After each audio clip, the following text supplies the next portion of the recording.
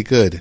So, Dr. Michelle, it's a very, very, very small world, but the person who is sitting in the studio with me happens to be the husband. I know, I heard. Aha! That is awesome. It's a small world. What is it? 6 degrees, 7 degrees of separation. Yes. That's right. So we're 1 degree apart. That's Definitely, right. definitely. Very, very true. Dr. Michelle, it's always good to have you on each and every week.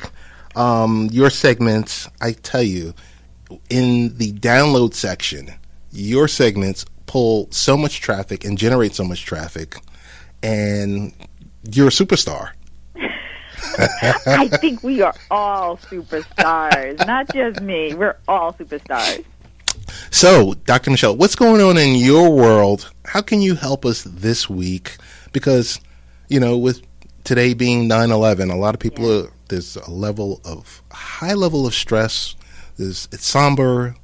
It's a sorrow. People are really feeling sorry for one another. The country as a whole is coming together. What are your thoughts? How can you help us this week? Well, one of the things that a lot of people don't necessarily want to discuss is that when there is something going on that's bothering you mentally, it's very important that you take the time to seek out a professional who can help you.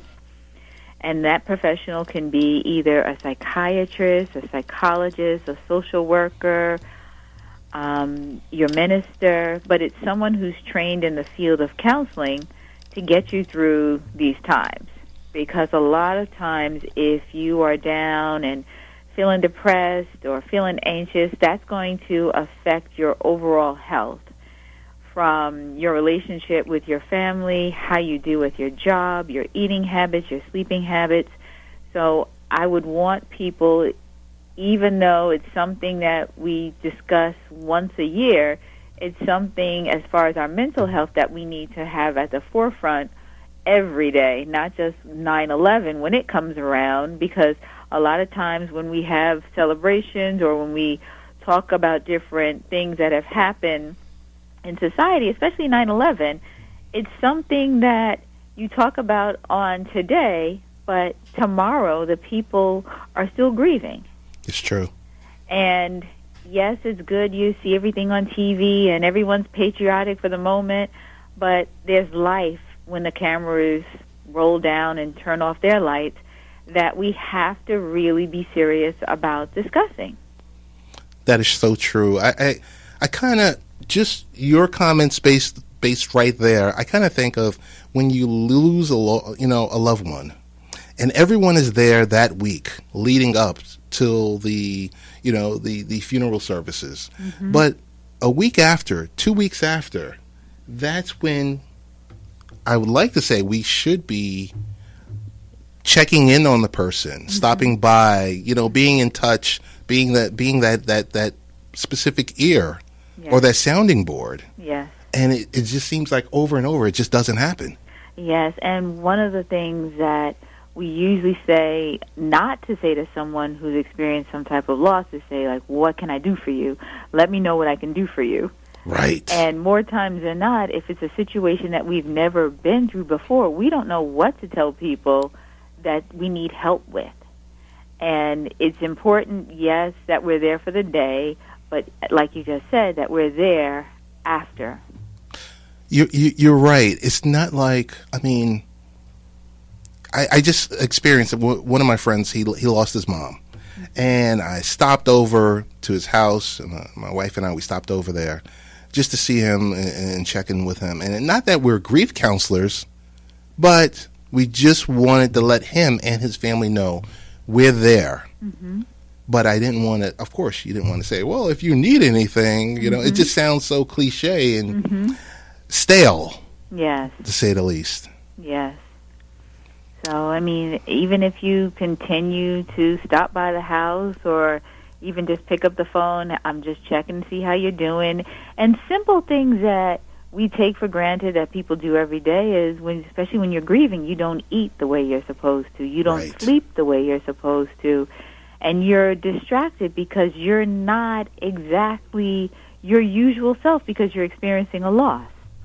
So it's key that we say, okay, did you eat today?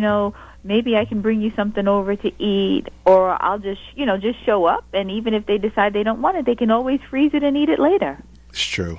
It's true. And I guess the one important thing that you would usually say, because when you put on your doctor hat, that you always have it, you always have it on, along with your mom hat and your wife hat and everything else is. Why do I have to put on a hat? But when you are stopping by and you're bringing your friend or the person who's grieving some something to eat or whatever, try to make it healthy. Stay away from this fried stuff. I'm sorry. No, that's true. That's true. But I mean, it's so easy just to get some fried chicken. I know. It really is. It really is. But it's just, in the long run, you're like, oh my goodness. Oh my goodness. So along with that, what's happening in your world? Because I think there's some type of event. I'm not sure of the name that's coming up. We are going to have on Saturday, September 24th at 8:30 a.m. by Eisenhower Park on Long Island, a walk to health. And it's going to be during the month of September because September is Child Obesity Month. And we are trying to come together as a community to help to show that the statistics don't have to stay how they are, and we can help to move the needle and decrease the statistics by families coming together and starting a healthy exercise program and also instilling healthier eating habits. So we're going to do that together from 9 to 12 at Eisenhower Park on Saturday, September 24th at 8:30 a.m. It's a free walk, and we're going to have some special guests that are going to also be participating. And it's very family-friendly. It's not just us walking. We're going to be doing several different activities that are going to be something that you can incorporate into your daily lives every single day as an adult and as a child, because really taking care of your health starts when you're a child, not all of a sudden when you get to be 40 or 50 and you realize, like, oh, my gosh, I have high blood pressure and diabetes. Let me make a change. Right. No, it's something that you have to grow up changing. That is so true. That is so true. Dr. Michelle, I got to tell you, I've have so many friends, and, some of them are older, and I've seen the after effects of them not living a healthy or good life. And then when they hit that point, oh, I'm on dialysis. Oh, I'm on this. Oh, I've got to, check my blood sugar. And it's really, really sad, I got to tell you. No, I mean, it definitely is. And even today, I was basically out all day. I did, because I'm training for the Chicago Marathon October 9th. And today I did a 7-mile run and then came home, quickly showered, and I went to my first boot camp. Okay. And I liked it because my friend was celebrating her birthday, and she decided to have a birthday fitness weekend. Nice. And what better way is Saturday she had cycling class for those who can make cycling, and then today we did the boot camp, and we followed it up by brunch. So at brunch, we didn't feel guilty because we really worked up a good sweat. But, I mean, it's important, like I said, that you instill those habits as a child, but even as an adult, you can have fun celebrating your birthday. You don't always have to go out and have dinner. You can do healthier activities with your friends. And I really admired my friend Tanja for having a birthday fitness weekend. Wow. She set the standard for me. She did. She did. So your next birthday, you can't turn around and have, reserve this nice restaurant. You got to do, you got to up her. Oh, goodness. One notch or two. Already I'm getting tagged on Facebook because apparently on TV they were talking about a marathon in France where every mile marker they have a glass of wine and they have seafood. And so my friends are like, we're definitely going to go and do this with you. Wow. Okay. So whatever it takes, as long as my people are out there moving and getting some exercise, I'll go for it. That's cool. That is really, really cool. But I'm looking forward to seeing the Hicks family, the Valdez family on Saturday, September 24th at 8:30 to register for free. And we can start the walk at 9 o'clock. As a representative for the Valdez family, I can say we will be there. But I do have to ask you not to mention this Paris marathon to my wife, because she has always wanted to get to Paris. It's too late. Thank you, Dr. Michelle. It's too late. Once it's on the internet, it's too late. Let me turn off my network connection now, then. Oh my goodness! Hey, Dr. Michelle, before we move to the next segment, wanted to know what are the best ways to get in contact with you? Well, the best ways to reach me at the office is 516-794-2200 extension 8. That's 516-794-2200 extension 8.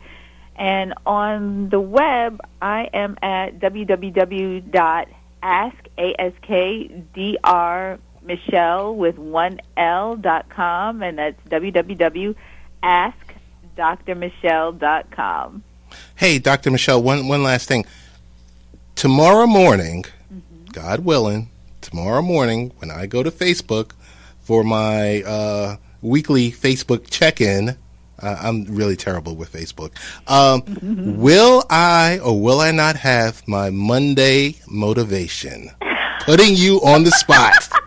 Ba-dum. Oh, goodness. I guess I will work on my Monday motivation. You got after I get my Sunday night sleep, because I did a 2-a-day workout, so I said I am drained. You got it. Dr. Michelle, as always, thank you for taking the time out for joining us. And I think you might be in the studio next week. Yes. Wonderful. Yes, I will definitely be there with you. All right. Dr. Michelle, thanks again. All right, and have a great show. Thank you.